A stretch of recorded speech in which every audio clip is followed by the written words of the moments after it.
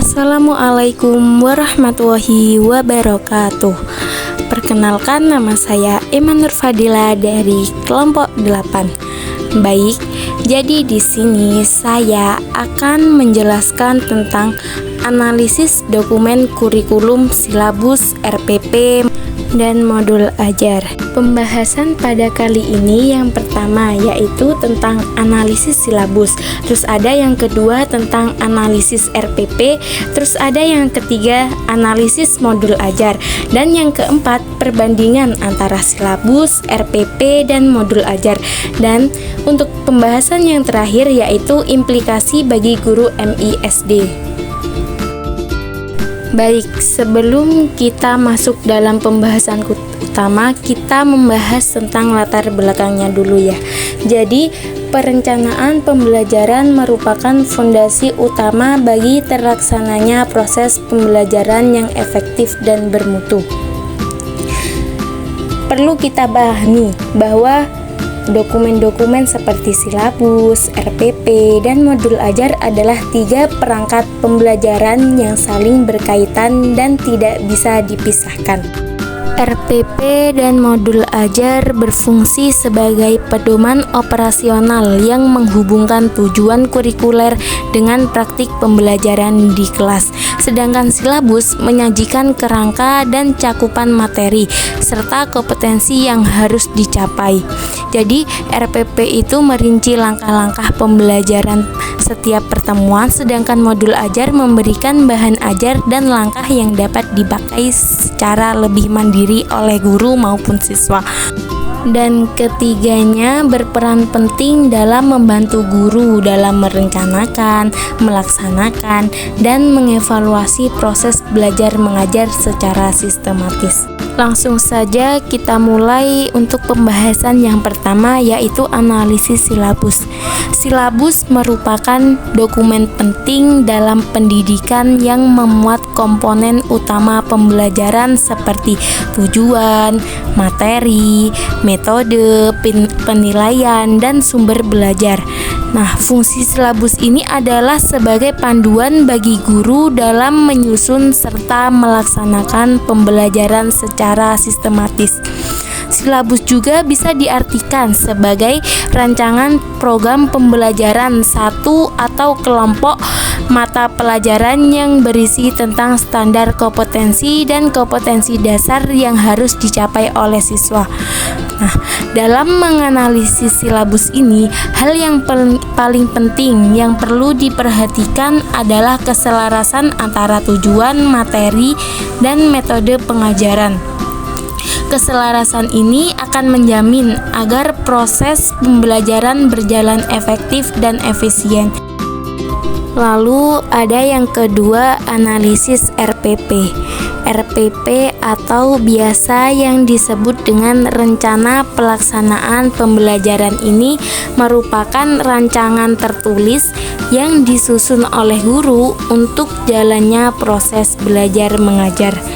RPP ini berfungsi sebagai pedoman agar pembelajaran dapat berjalan sesuai dengan tujuan yang ditetapkan. Dengan adanya RPP ini, guru bisa mengatur langkah pembelajaran, memilih metode, dan menyiapkan materi serta menentukan bentuk penilaian apa yang sesuai. RPP ini mencakup identitas mata pelajaran, tujuan pembelajaran, kompetensi inti, kompetensi dasar, indikator, pencapaian, materi, model, atau metode, dan langkah-langkah kegiatan serta instrumen penilaian. Lalu ada yang ketiga yaitu analisis modul ajar. Jadi modul ajar ini adalah bahan ajar yang disusun secara terstruktur dan mandiri untuk mendukung proses pembelajaran. Modul ajar ini dirancang agar siswa dapat belajar secara individu maupun berkelompok dengan panduan yang jelas mengenai materi, aktivitas, dan penilaian yang harus dijalankan.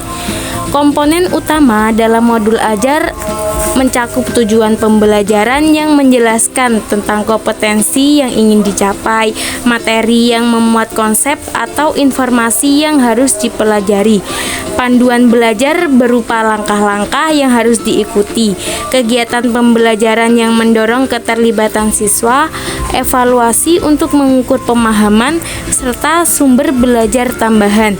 Setiap bagian dirancang untuk saling melengkapi dan mempermudah tercapainya tujuan pembelajaran. Nah, jadi modul ajar ini membantu guru dalam menyampaikan materi sekaligus memberi siswa kesempatan belajar mandiri sesuai kemampuan mereka. Selanjutnya kita masuk ke bagian perbandingan antara silabus, RPP, dan modul ajar.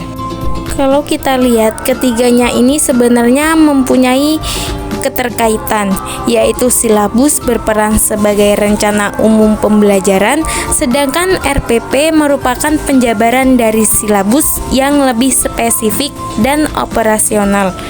Dan modul ajar adalah penyempurnaan RPP yang lebih sederhana, praktis, dan kontekstual di era kurikulum merdeka. Secara fungsi, silabus berfokus pada apa yang diajarkan, RPP berfokus pada bagaimana cara mengajarkan, sedangkan modul ajar berfokus pada bagaimana siswa belajar secara aktif dan mandiri.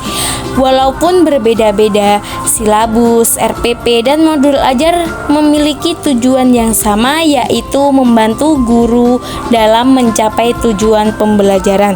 Ketiganya sama-sama menekankan pentingnya perencanaan yang sistematis, relevan, dan berorientasi pada kebutuhan peserta didik. Jadi bisa kita simpulkan ketiganya ini berbeda dari sisi bentuk dan kedalaman, tetapi saling mendukung satu sama lain dalam menciptakan pembelajaran yang terarah dan bermakna. Nah, pada bagian terakhir ini adalah implikasinya bagi guru MI atau SD. Jadi guru MI atau SD itu memegang peran yang sangat penting karena mereka berhadapan langsung dengan peserta didik pada tahap dasar pembentukan karakter dan kompetensi awal. Harus benar-benar paham bagaimana menyusun silabus, RPP, dan modul ajar yang terintegrasi. Jika guru hanya menyalin dari internet tanpa menyesuaikan dengan kondisi siswa, maka pembelajaran akan kehilangan maknanya. Implikasinya yang pertama yaitu perencanaan pembelajaran lebih terarah. Jadi guru MI atau SD memiliki acuan sistematis dalam menyusun kegiatan belajar, mulai dari kompetensi dasar, langkah pembelajaran, hingga perangkat yang lebih fleksibel. Terus ada yang kedua, pengembangan kompetensi profesional. Dengan menguasai ketiga komponen ini, guru dapat meningkatkan kemampuan pedagogik, terutama dalam memilih metode, media, dan strategi pembelajaran yang sesuai dengan karakter siswa. Lalu ada yang ketiga, peningkatan kualitas pembelajaran. Jadi integrasi silabus, RPP, dan modul ajar akan mendorong terciptanya pembelajaran yang aktif, inovatif, kreatif, dan efektif serta menyenangkan, sehingga peserta didik itu lebih mudah memahami materi. Terus yang terakhir itu fleksibilitas implementasi kurikulum merdeka. Jadi modul ajar ini memberi ruang kebebasan bagi guru untuk menyesuaikan kegiatan pembelajaran dengan kebutuhan siswa. Baik, cukup sekian penjelasan dari saya. Mohon maaf apabila ada kesalahan. Wassalamualaikum warahmatullahi wabarakatuh.